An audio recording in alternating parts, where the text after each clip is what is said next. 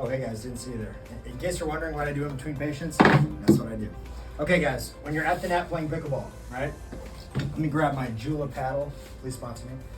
When you're at the net playing pickleball, right? You're here, right? And most of us are just using one arm. Generally, you're just using your dominant arm. So it's really important that we're able to maintain good posture and we're able to move our shoulder in and out and get low when we need to. This comes from strengthening our rotator cuff.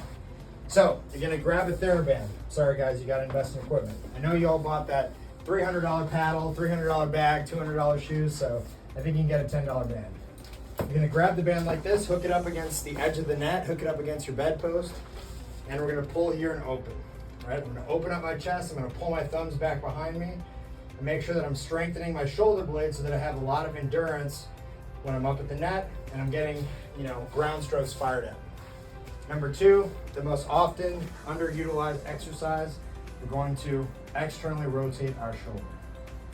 I just had a patient today tell me, once they started doing this exercise, they immediately started feeling relief. So these are the kind of things that when you start incorporating them regularly, you're gonna feel so much stronger at the net.